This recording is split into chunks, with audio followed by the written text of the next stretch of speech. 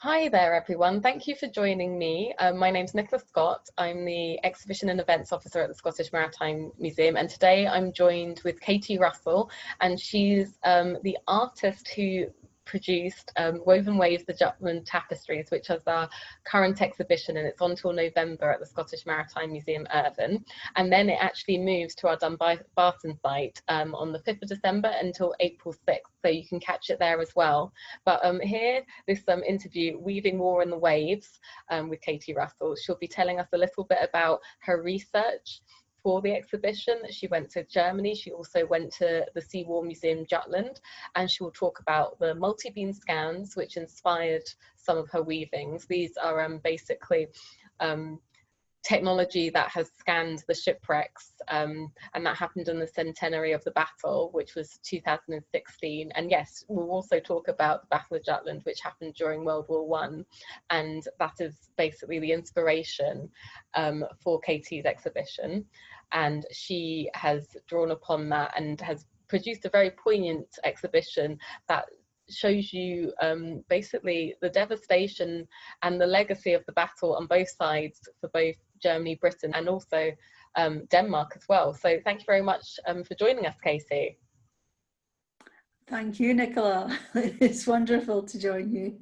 Thank you very much for having me here to discuss my work on this amazing project. That's great. And yeah, I'll just get some pictures up as well, so that during this interview there'll be pictures, so we'll be seeing some of the weavings in situ in the gallery, which will be lovely, and also some images of the multi-beam scans as well. First, I wanted to say, could you tell people who haven't had the opportunity to see the exhibition yet a bit about Woven Waves, the Jutland Tapestries, and the theme of the exhibition? The theme of the exhibition is the Battle of Jutland, and it's really focusing on the multi-beam scans of shipwrecks from the North Sea that were taken by Dr. Ines McCartney and Gert Andersen from the Danish Sea War Museum. These appealed to me greatly because of the colours, the impact that they had in tapestry weaving, and I felt it would be a very interesting alternative way to present maritime history, to commemorate the Battle of Jutland. The Battle of Jutland happened on the 31st of May 1916 and continued through the night until June 1st. And basically, I don't think they were supposed to meet. It was kind of they met accidentally, but the Royal Navy's Grand Fleet and the German High Seas Fleet basically met each other, and then this battle commenced over 16 hours. There were a lot of casualties, and about 8,500, just over that, 8,600 men lost their lives, sailors lost their lives, and obviously that's quite a lot of people. And there's now a war museum for it, the Sea War Museum Jutland, which you obviously visited as part of your research. We'll talk about that. And also the Jutland Memorial Garden is there, which is a really beautiful monument to the people who lost their lives in that battle. But if you could tell us a little bit about your time away at the Sea War Museum Jutland, and also I think you also went to Germany, is that right, Katie? Yes, I was fortunate to be funded by Creative Scotland, and I travelled to Germany to the International Maritime Museum in Hamburg, where I went to see some amazing model ships of the very large destroyers and battleships that were involved in the battle, both British and German. So that was really interesting. Also German accounts of the battle. And whilst there, I also got to meet up with a German tapestry weaver. So for me, it was quite a good opportunity to get a bit of culture from the tapestry weaving point of view.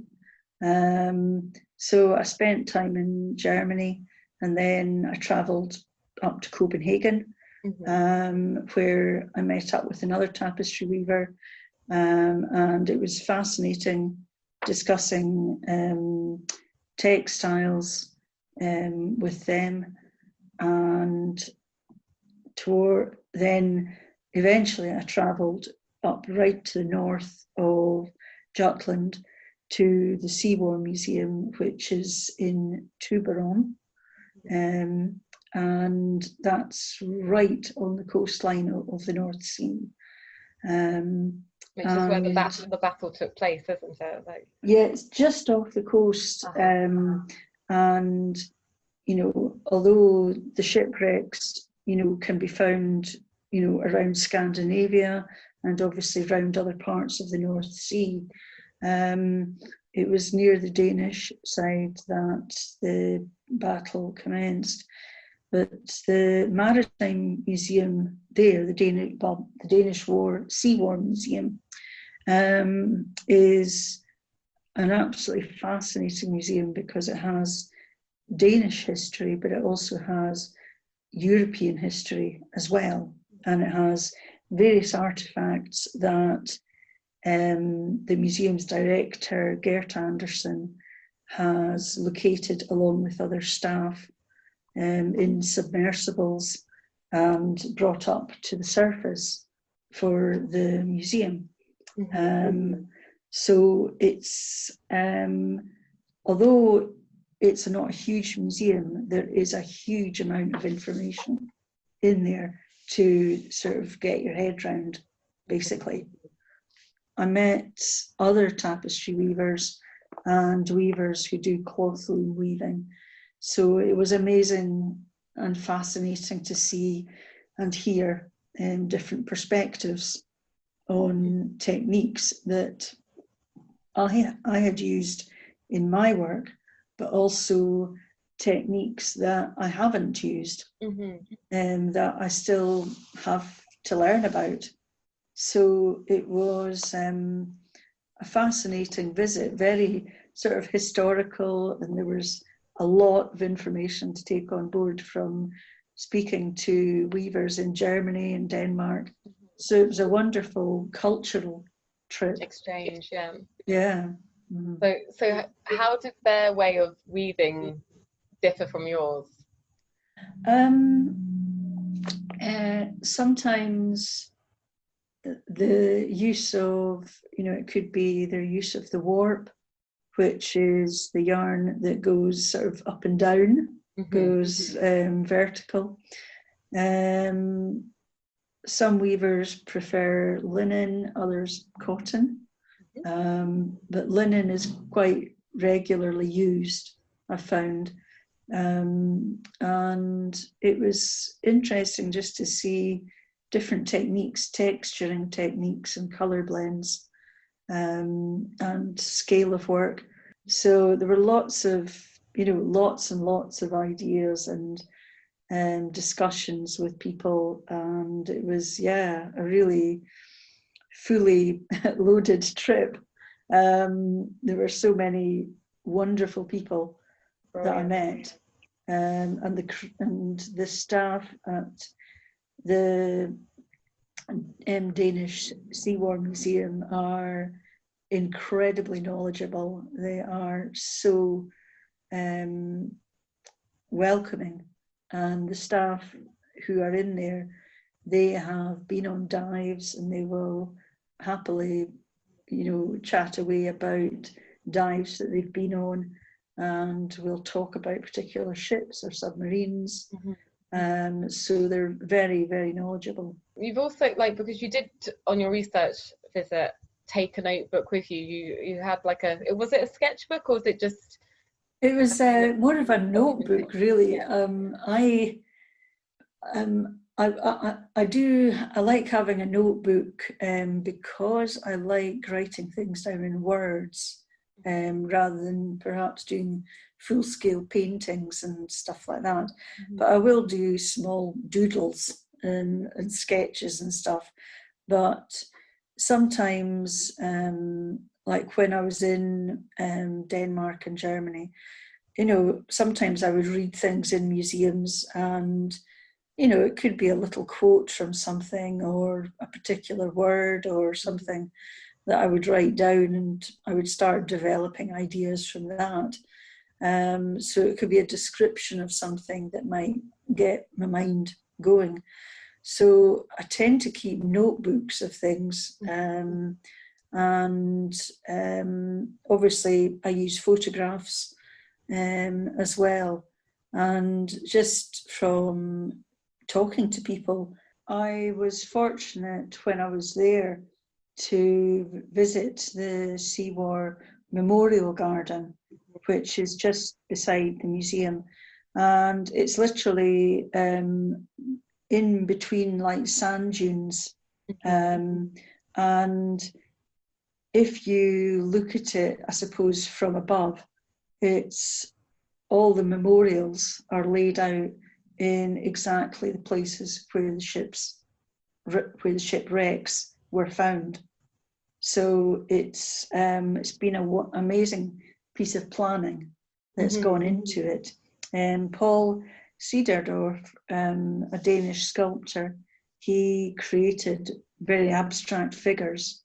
And there are groups of these next to each memorial, well, like a slab, and each slab has the name of a ship, a vessel. And so some of the figures point out towards the North Sea, others point towards the land. It's a very atmospheric space. Initially, I wasn't sure what to expect because I'd seen so many pictures of it beforehand. But when I got there, it was quite emotional, because on some of the memorials, people had left wreaths, and it was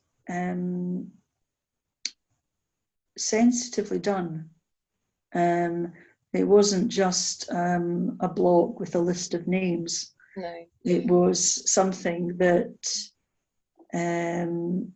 was significant and definitely meant that people knew, or people know, that there is a memorial for, you know, each ship, for a ship that their ancestor might have been on. A very, I suppose, humbling atmosphere, but fascinating to walk around the different figures.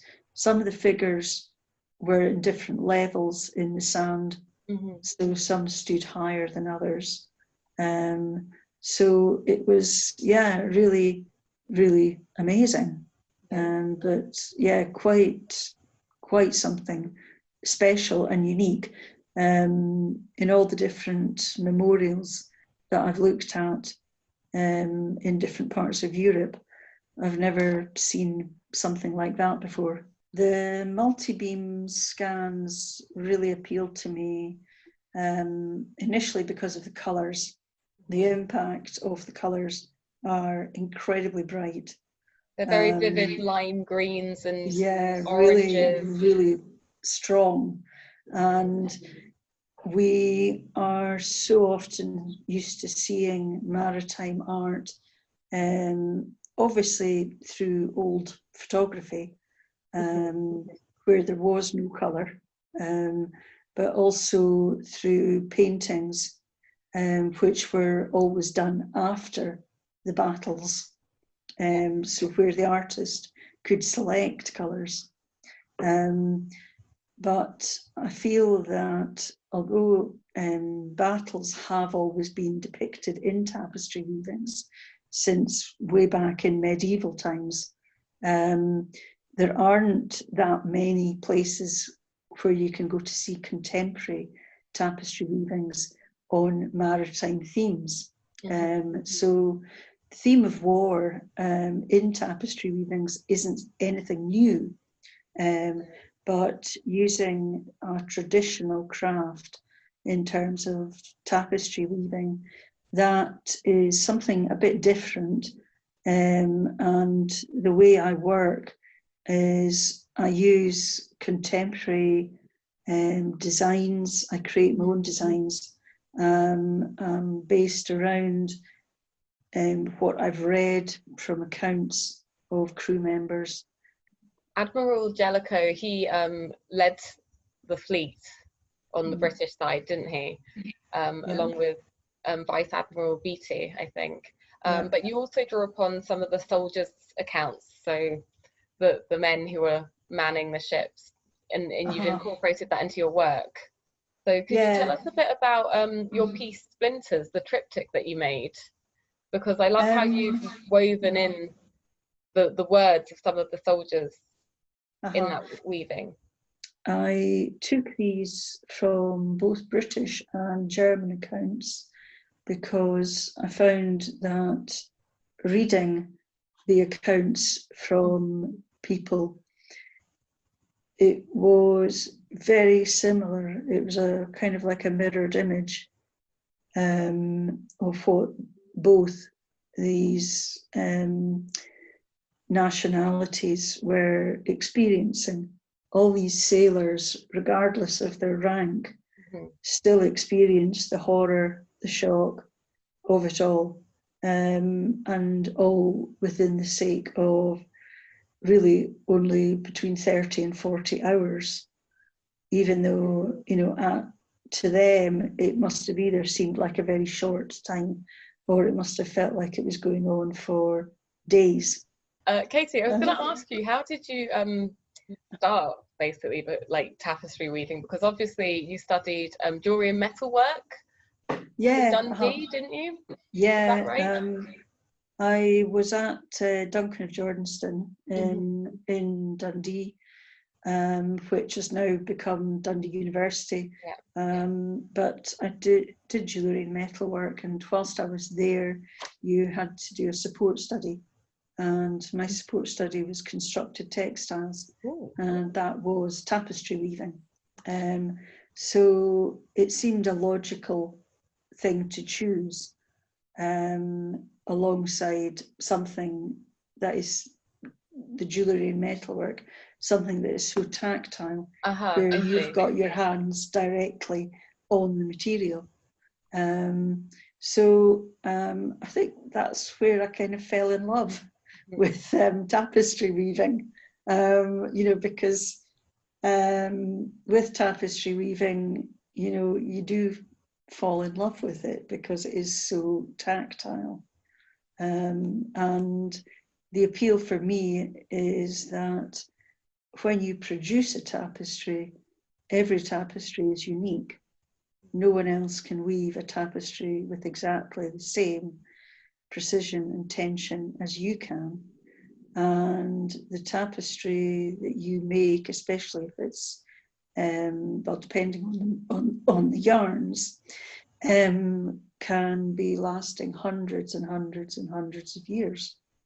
So that's the other thing that also appealed to me, is that, you know, I know that when I'm making these weavings, you know, with care, these are still going to be around in centuries. In the exhibition, you have, you know, generously lent us a freestanding loom. So it's quite tall. I don't know how tall it is. Probably like a metre and a half, maybe 2 meters.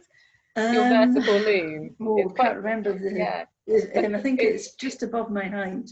Yeah, it's lovely to have that in the exhibition, and because it really lets people see how these weavings came into being, and the process, because at the moment there's one half finished weaving, tapestry weaving on it, which, you know, was wonderful because you came in and you worked on it, and it was a really nice kind of almost like performance piece, having you there actually weaving within the exhibition space.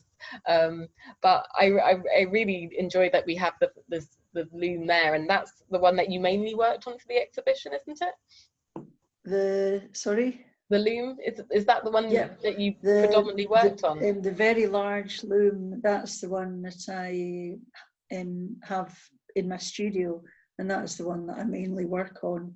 At the moment, it's got the SMS Wiesbaden, I think. So that's a German submarine. That's one of the Germans. Yeah. Mm-hmm. And it's a multi-beam scan, isn't it? Yeah. That you're working from. So that's one of the, I think it's a destroyer or battleship. I don't know, you'll have to check. I can't remember off the top of my head. I was going to also ask, how long does it take to do one of the weavings? The weavings vary. It can take a week, it can take several weeks, and in some cases it can take a few months. I think a lot of people perhaps don't realise the time that is involved in warping up the loom. And that's preparing the vertical. Yeah, so winding the warp around the loom and then having to go horizontally to sort of make a base, as it were. And what I like doing is doing a lot of colour blending, so that can take quite a length of time as well. But also, can I just interrupt? Is colour blending kind of the phasing of the colours, so from like a dark blue to a light blue? Yeah, and things like that. Where, for instance, you might have, I don't know, say 4 strands of an orange, and you could weave that for a bit, and then you change that to 3 strands of orange and a yellow for a bit, and then you change that to 2 strands of orange and 2 strands. Sometimes I weave just with sort of 2 colours, but other times I can go up to 6 or 7 different colours. It depends on the tapestry, it depends on the weaving. But also you've then got to finish the weaving off, take that off the loom, and then finish the back of the weaving off, so to trim all the loose ends at the back. And one of the plus points about having a tapestry weaving there in the actual exhibition was that people could see the back of the weaving with all the loose ends, because sometimes people think that you stitch up all the back, which would certainly treble the length of time that I would take to do the weaving. But so there's a lot of time involved in the tapestry weavings. Yep. In the exhibition, we had a really wonderful interactive, because as you were saying, tapestry weaving is so tactile, and we don't want people to be touching your wonderful pieces of work, unfortunately, because, you know, as lovely as they look to touch, we don't want to get grubby fingers on them. But saying that, we did have a wonderful interactive where we took your sample weavings, which were great, because not only did they show the different types of weavings, but it showed all the varieties of colours and different variations that you can do within tapestry weaving that people may not have thought of. And it was a lovely thing because you could touch it, obviously because of COVID-19 and the pandemic and people having to kind of keep their hands to themselves. We've had to take it out of the exhibition space, but but it was really also interesting to see how you work with sample weavings, which were probably, some of them were about no more than 10 centimeters by 5 centimeters. They're all very small squares. But you had quite a few. I think we ended up putting 12 in the exhibition, but if you could tell us a little bit about that process, that would be amazing. The sample weavings are done before an actual weaving, and that's just to sample out, that's just to work out the tension of your weaving and the spacing.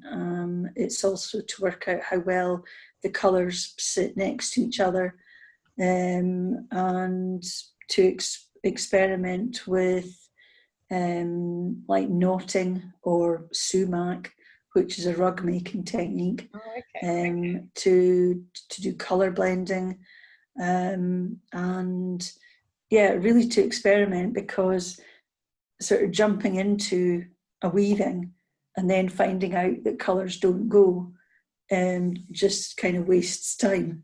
So if you've got a sampler beside you where you know that the colours are going to go well beside each other, that helps, obviously, and it can go alongside any drawings or sketches that you've done. Also, I tend to sort of doodle ideas down, and then I'll do drawings when I get back to the studio, and draw that up, and then put that at the back of the weaving, and then I will ink up the warps with sometimes just black, but other times colours, depending on the tapestry weaving. So when I ink the warp, it usually is inked up all the way round the strand of warp, and that's, you know, a guide as to tell you how far to weave up to. So it's sometimes a time-consuming, well, quite often a time-consuming process. It must be quite absorbing. But the paperwork, and I always keep the sampler and photographs and stuff beside me alongside the loom and everything like that. So yeah. Do you listen to music or the radio or anything when you weave? For some things I do. If it's a section that doesn't involve too much colour blending, I'll listen to the radio audio books, I must admit. But if it's a very intense piece of work with a lot of pattern and colour mixing, then no, I just kind of stick with silence. Yeah, absorbed in it. No, yeah, gets it wrong. No, it takes so much time. So yeah, I can see why you must want to concentrate, definitely. And yeah, so what do you think you're going to work on next? Have you got any plans for the future? I'm still going to keep up with the maritime theme. Following on from the Battle of Jutland, I'm going to move on to a project on the Russian Arctic convoys. So I'm going to be exploring the themes regarding the merchant navy in the Russian Arctic convoys, who took part in these.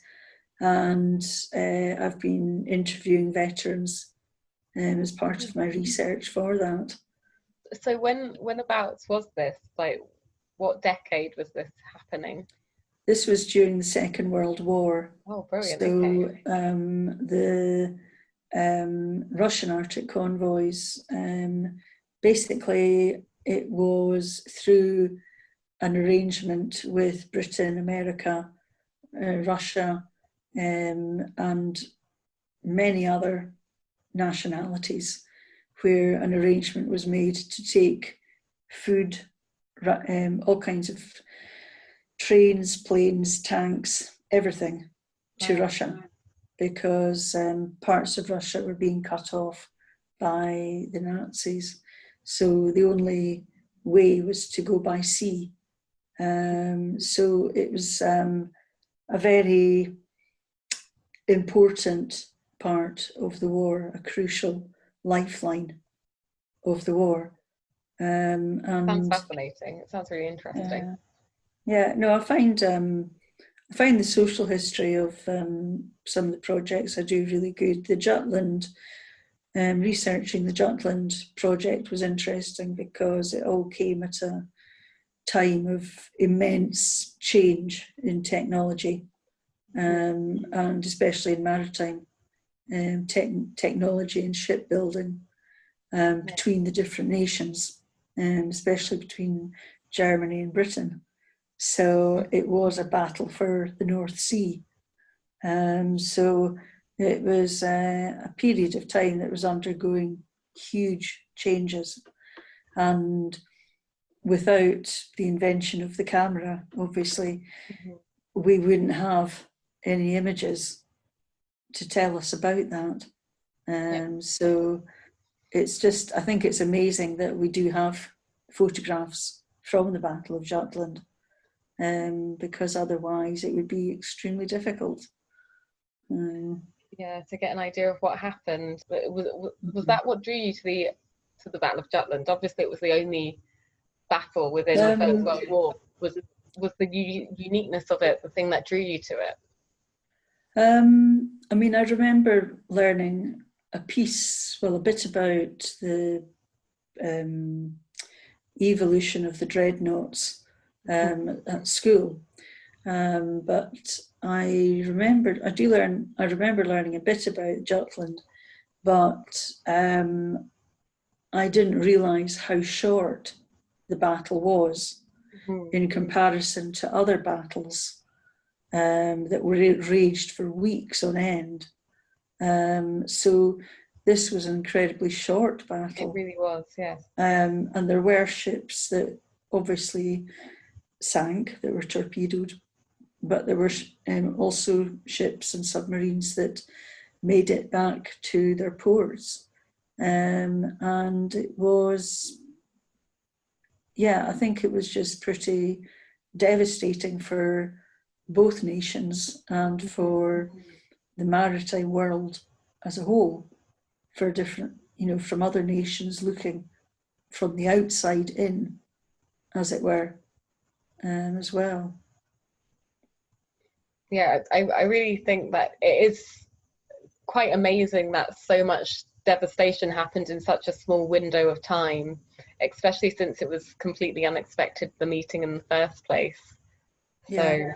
So it was a merchant navy vessel that had technical problems, which let off black clouds, which alerted the ships, and then they started firing at each other. Yeah. And that was, although it was Danish, it was a Danish merchant ship. It had actually been built in Scotland. Oh, okay. So, yeah, that's that link. So there's interesting connections between, the battle and Scotland. Well, I'd like to say thank you very much for talking to us about the exhibition and your work on the exhibition. It's been really interesting to hear you tell me about the background of it, and also I just love the exhibition anyway. But I think I'm a bit biased. But it's been very enjoyable, and I think a lot of people have been really surprised by the tapestry weavings, and they weren't expecting them to look the way that they look. So it's been really interesting from that perspective. But thank you very much for joining us, and to everyone who's watched this video. And yes, I look forward to putting the exhibition up in Dumbarton in December, and people can get to see it there. Thank you very much. Well, I'm looking forward to seeing it in Dumbarton as well. Me too. So that will be lovely to see it in Dumbarton. Great. And I can have a really good look at Dumbarton. Okay. Thanks. Bye-bye, Katie. Bye. Okay, bye.